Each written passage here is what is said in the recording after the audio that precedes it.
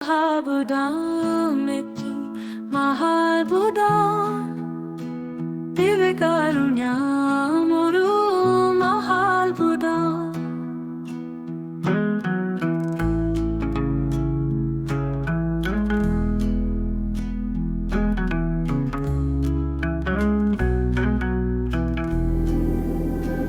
Mahabudam itu Mahabudam Divikarunyamuru Mahabudam Mahabudam itu Mahabudam Divikarunyamuru Mahabudam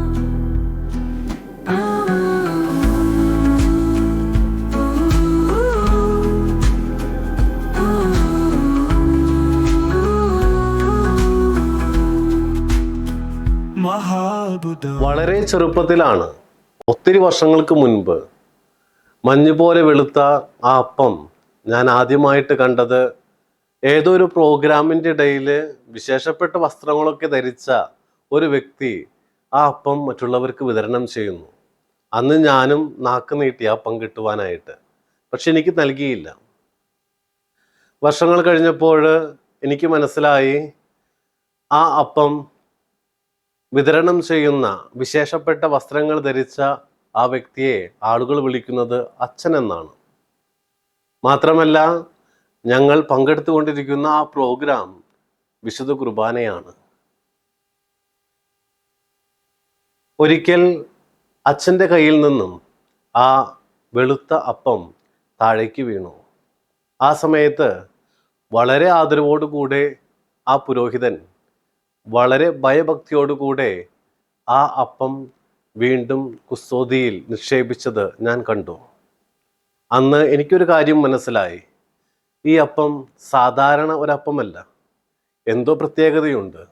അതുകൊണ്ട് തന്നെയാണ് അച്ഛൻ ഇത്ര ഭയഭക്തിയോടുകൂടെ ആ അപ്പത്തെ തിരിച്ച് കുസ്തോതിയിൽ നിക്ഷേപിച്ചത്. പിന്നീട് ആദ്യ കുർബാന സ്വീകരിക്കുവാനായിട്ട് ഒരുങ്ങുന്ന കാലം, സിസ്റ്റർ ഹെലനും സിസ്റ്റർ മെറ്റിൽഡയും ഞങ്ങൾക്ക് ക്ലാസ്സുകൾ എടുത്തുകൊണ്ടിരിക്കുകയായിരുന്നു. അപ്പോഴാണ് സിസ്റ്റർ പറഞ്ഞത്, വിശുദ്ധ കുർബാനയിൽ ആ വെളുത്ത അപ്പം യേശുവിൻ്റെ തിരുശരീരവും ആ കാസയിലെ വീഞ്ഞ് യേശുവിൻ്റെ തിരുരക്തവുമായിട്ട് മാറുന്നു എന്ന്. അതാണ് ആ അപ്പത്തെയും ആ കാസയിലെ വീഞ്ഞിനെയും വ്യത്യസ്തമാക്കുന്നത്. എന്നാൽ എനിക്കൊത്തിരി ചോദ്യങ്ങളുണ്ടായിരുന്നു. ഞാനൊരു മാറ്റവും കാണുന്നില്ലല്ലോ സിസ്റ്ററെ എന്ന് ചോദിച്ചപ്പോൾ തന്നെ സിസ്റ്റർ എൻ്റെ പേര് നോട്ട് ചെയ്തു വെച്ചു. ആ വർഷം എനിക്ക് കുർബാന സ്വീകരിക്കുവാനായിട്ട് സാധിച്ചില്ല. അവധിക്കാലത്ത് അമ്മുമ്മ വീട്ടിലെത്തി. അപ്പോൾ എന്നോട് ചോദിച്ചു, നിനക്ക് ഈ വർഷം കുർബാന സ്വീകരണമില്ലല്ലേ? ഞാൻ പറഞ്ഞു, എൻ്റെ സംശയങ്ങൾക്ക് മറുപടി നൽകാനായിട്ട് ആ സിസ്റ്ററിന് കഴിഞ്ഞില്ല, അതുകൊണ്ടാ. നിന്റെ സംശയം എന്തായിരുന്നു? അമ്മുമ്മേ, വിശുദ്ധ കുർബാനയിൽ നമ്മൾ വെക്കുന്ന അപ്പമുണ്ടല്ലോ, അതിന് മാറ്റം സംഭവിക്കുന്നുണ്ടത്രേ. അതെങ്ങനെയാണ് മാറ്റം സംഭവിക്കുന്നതെന്ന് ഞാൻ ചോദിച്ചു. എനിക്ക് യാതൊരു മാറ്റവും ആ അപ്പത്തിൽ കാണുവാനായിട്ട് സാധിച്ചില്ല. അമ്മുമ്മ ഉടനെ അടുക്കളയിൽ പോയി ഒരു ഗ്ലാസ് പച്ചവെള്ളവുമായിട്ട് തിരികെ എത്തി. എന്നോട് ചോദിച്ചു, ഈ ഗ്ലാസ്സിൽ എന്താണെന്ന് പറയാമോ? ഞാൻ പറഞ്ഞു, പച്ചവെള്ളം. എങ്കിലും ഒന്ന് രുചിച്ചു നോക്കിയേ. ഞാൻ രുചിച്ചു നോക്കിയപ്പോൾ എനിക്ക് മനസ്സിലായി, അത് പച്ചവെള്ളമല്ല, പഞ്ചസാര വെള്ളമാണെന്ന്. അമ്മുമ്മ അതിൽ പഞ്ചസാര കലക്കിയിരുന്നു. എന്നോട് ചോദിച്ചു, നിനക്ക് ഈ പച്ചവെള്ളത്തിനുണ്ടായ മാറ്റം കാണുവാനായിട്ട് സാധിച്ചോ? ഞാൻ പറഞ്ഞു, ഇല്ല. പക്ഷേ അതിൽ മാറ്റമുണ്ടായെന്ന് നിനക്ക് മനസ്സിലാക്കുവാനായിട്ട് സാധിച്ചില്ലേ? ഉവ്വ. ഇതുപോലെ തന്നെയാണ്, ചില മാറ്റങ്ങളുണ്ട്. അത് കണ്ണുകൾ കൊണ്ട് കാണുവാനായിട്ട് സാധിക്കില്ല, മറിച്ച് നമ്മുടെ വിശ്വാസം കൊണ്ടാണ് നമ്മൾ കാണേണ്ടത്. ഈശോയുടെ തിരുശരീരമായിട്ട് അപ്പം മാറുന്നുണ്ട്. നമ്മുടെ കണ്ണുകൾക്ക് അത് കാണുവാനായിട്ട് സാധ്യമല്ല. പക്ഷേ നിന്റെ വിശ്വാസം വളരുമ്പോൾ നിനക്ക് അത് കാണുവാനായിട്ട് സാധിക്കും. നമുക്ക് ചുറ്റും ഒരു ലോകമുണ്ടത്രേ, കണ്ണുകൾ കൊണ്ട് കാണാൻ പറ്റാത്ത ഒരു ലോകം. ദൈവത്തിൻ്റെയും മാലാഖമാരുടെയും പിശാചിൻ്റെയും ആത്മാക്കളുടെയും എല്ലാം ഒരു ലോകം. കണ്ണുകൾ കൊണ്ട് കാണാൻ പറ്റാത്ത ചില മാറ്റങ്ങളുണ്ട്. പിന്നീട് ആ ലോകത്തെക്കുറിച്ച് അറിയാനുള്ള, കാണാത്ത മാറ്റങ്ങളെക്കുറിച്ച് അറിയാനുള്ള എൻ്റെ ആഗ്രഹമാണ് സെമിനാരിയിലേക്കും പിന്നീട് ഒരു പുരോഹിതനുമായി എന്നെ മാറ്റിയത്. ഫിലോസഫിയും തിയോളജിയും പഠിക്കുമ്പോൾ ആ മാറ്റം കുറച്ചുകൂടി എനിക്ക് മനസ്സിലാക്കുവാനായിട്ട് സാധിച്ചു. ഒരു വസ്തുവിന് ആക്സിഡൻസും സബ്സ്റ്റൻസും ഉണ്ടത്രേ. ആക്സിഡൻസ് എന്ന് പറയുമ്പോൾ അതിൻ്റെ നിറമാകാം, ആകൃതിയാകാം, കളറാകാം, അങ്ങനെ. എന്നാൽ എസൻസ് എന്ന് പറയുന്നത് അതിൻ്റെ കോർ ആയിട്ടുള്ള കാര്യമാണ്. ഉദാഹരണം പറയുകയാണെങ്കിൽ പച്ചവെള്ളത്തിന് ഒരു പച്ചവെള്ളത്വമുണ്ട്, അതാണ് അതിൻ്റെ സബ്സ്റ്റൻസ്. ചില മാറ്റങ്ങൾ സംഭവിക്കുന്നത് സബ്സ്റ്റൻസിനാണ്. ആ മാറ്റങ്ങളെ കാണുവാനായിട്ട് സാധിക്കില്ല. പച്ചവെള്ളത്തിലേക്ക് കുറച്ച് കളർ കലർത്തി നോക്കൂ, പച്ചവെള്ളത്തിൻ്റെ കളർ മാറുന്നതായിട്ട് കാണുവാനായിട്ട് സാധിക്കും. അവിടെ പച്ചവെള്ളത്തിൻ്റെ ആക്സിഡൻറ്റിനാണ് ചേഞ്ച് സംഭവിച്ചത്. എന്നാൽ ഒരു മനുഷ്യൻ സംഗീതം പഠിക്കുന്നു എന്നിരിക്കട്ടെ, കുറച്ചു നാൾ കഴിയുമ്പോൾ അവൻ ഒരു സംഗീതജ്ഞനായിട്ട് മാറും. ആ മാറ്റം നമുക്ക് അവൻ്റെ ആകൃതിയിൽ നിന്നോ മനസ്സിലാക്കുവാനായിട്ട് സാധിക്കില്ല, പക്ഷേ അവൻ സംഗീതജ്ഞനായിട്ട് മാറിയിരിക്കുന്നു. ഇതാണ് സബ്സ്റ്റൻസിൽ വരുന്ന മാറ്റം.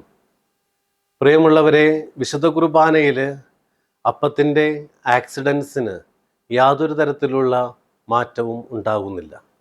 എന്നാൽ സബ്സ്റ്റൻസിന്, അതായത് എസൻസിന്, അതായത് സത്തയ്ക്കാണ് മാറ്റമുണ്ടാകുന്നത്. വിശുദ്ധ കുർബാനയിൽ അപ്പത്തിൻ്റെ സത്ത മാറുകയും ഈശോയുടെ ശരീരത്തിൻ്റെ സത്തയായിട്ട് അത് രൂപാന്തരം പ്രാപിക്കുകയും ചെയ്യുന്നുണ്ട്. അതിനെയാണ് നമ്മൾ സത്താപരമായിട്ടുള്ള മാറ്റം എന്ന് പറയുന്നത്. പ്രിയമുള്ളവരെ, ചില സമയത്ത് ആക്സിഡൻസിനും സബ്സ്റ്റൻസിൻ്റെ ഒപ്പം തന്നെ മാറ്റം സംഭവിക്കാറുണ്ട്.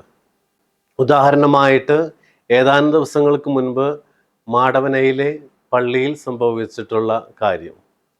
അവിടെ അപ്പത്തിൻ്റെ സബ്സ്റ്റൻസിനോടൊപ്പം തന്നെ സത്തയോടൊപ്പം തന്നെ അതിൻ്റെ ആക്സിഡൻസിനും ചേഞ്ച് വന്നു. ഇത്തരം മാറ്റത്തെ സഭയിൽ ദിവ്യകാരുണ്യ അത്ഭുതങ്ങൾ എന്ന് വിളിക്കാറുണ്ട്.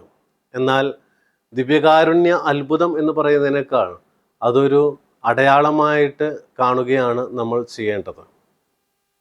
നമുക്കറിയാം, വിശുദ്ധ കുർബാനയിൽ നടക്കുന്ന ആ വലിയ അത്ഭുതത്തെക്കാളും വലിയ യാതൊരു അത്ഭുതവും ഈ ലോകത്തിൽ ഇന്ന് വരെ ഉണ്ടായിട്ടില്ല. അതുകൊണ്ട് തന്നെ ഒരു അത്ഭുതം വിശ്വസിക്കുവാനായിട്ട് നമുക്ക് ചെറിയ വിശ്വാസം മതി. ഒരു മനുഷ്യൻ, തളർവാദിയായിട്ടുള്ളൊരു മനുഷ്യൻ എഴുന്നേറ്റ് നടക്കുന്നു, അത് നമുക്ക് കണ്ണുകൾ കൊണ്ട് കണ്ട് മനസ്സിലാക്കുവാനായിട്ട് സാധിക്കുന്ന ഒന്നാണ്. അതുകൊണ്ട് തന്നെ ചെറിയൊരു വിശ്വാസമുണ്ടെങ്കിൽ നമുക്ക് ആ അത്ഭുതം നമ്മുടെ ഹൃദയത്തിലേക്ക് സ്വീകരിക്കുവാനായിട്ട് സാധിക്കും. എന്നാൽ കുമ്പസാരത്തിൽ പറയുന്നുണ്ട്, നിന്റെ പാപങ്ങൾ മോചിച്ചിരിക്കുന്നു. അത് എത്ര പേർക്ക് വിശ്വസിക്കുവാനായിട്ട് സാധിക്കുന്നുണ്ട്? പ്രിയമുള്ളവരെ, ഇത് തന്നെയാണ് കാണപ്പെടാത്ത ചില മാറ്റങ്ങൾ. കാണപ്പെടാത്തവ വിശ്വസിക്കുവാനായിട്ട് നമുക്ക് വലിയ വിശ്വാസം വേണം. സാക്രമെൻറ്റുകളിൽ, കൂദാശകളിൽ സംഭവിക്കുന്ന മാറ്റങ്ങൾ, കൂദാശയിലൂടെ ഒരു വ്യക്തിയിൽ വരുന്ന കൃപയുടെ മാറ്റങ്ങൾ, ഇതൊക്കെ മനസ്സിലാക്കണമെങ്കിൽ നമ്മുടെ വിശ്വാസം വളരണം. ഈ കോവിഡ് കാലഘട്ടത്തിൽ ഒത്തിരി പേര് ചോദിച്ച ഒരു ചോദ്യമായിരുന്നു, വിശുദ്ധ കുർബാനയിൽ നേരിട്ട് പങ്കെടുക്കേണ്ട കാര്യമൊന്നുമില്ലല്ലോ. വളരെ ഉയർന്ന ഒരു വിശ്വാസമുണ്ടായിരുന്ന കേരള ജനതയ്ക്ക് പൊടുന്നനെ ഒരു ചെറിയ അസുഖം വന്നപ്പോഴേക്കും, അല്ലെങ്കിൽ ഒരു മഹാമാരി വന്നപ്പോഴേക്കും നമുക്കുണ്ടായിരുന്നൊരു വലിയ വിശ്വാസം പെട്ടെന്ന് ഇല്ലാതായിട്ട് മാറി, വളരെ താഴേക്ക് പോകുന്നു. ഞാൻ വിശ്വസിക്കുന്നത് അതുകൊണ്ടാണ് ഇത്തരമൊരു അടയാളം ദൈവം നൽകുന്നത്, നമ്മുടെ വിശ്വാസത്തെ ഉയർത്തുവാനായിട്ട്. ഓരോ വിശുദ്ധ ബലിയിലും ആ ഗോതമ്പപ്പം യേശുവിൻ്റെ ശരീരമായിട്ടും വീഞ്ഞ് യേശുവിൻ്റെ രക്തമായിട്ടും മാറുന്നുണ്ടെന്ന് നമുക്ക് വിശ്വസിക്കുവാനായിട്ട് സാധിക്കണം. കൂദാശകളിൽ നമുക്ക് ലഭിക്കുന്ന പ്രസാദവരത്തിൻ്റെ കൃപയുടെ മാറ്റങ്ങളെ ഉൾക്കൊള്ളുവാനായിട്ട് നമുക്ക് വലിയ വിശ്വാസം വേണം. പ്രിയമുള്ളവരെ, ആ ഒരു വിശ്വാസത്തിലേക്ക് വളരുവാനായിട്ട് നമുക്ക് ഏവർക്കും സാധിക്കട്ടെ എന്ന് പ്രാർത്ഥിച്ചുകൊണ്ട് മഹാത്ഭുതത്തിൻ്റെ ഈ എപ്പിസോഡ് ഇവിടെ അവസാനിപ്പിക്കുകയാണ്.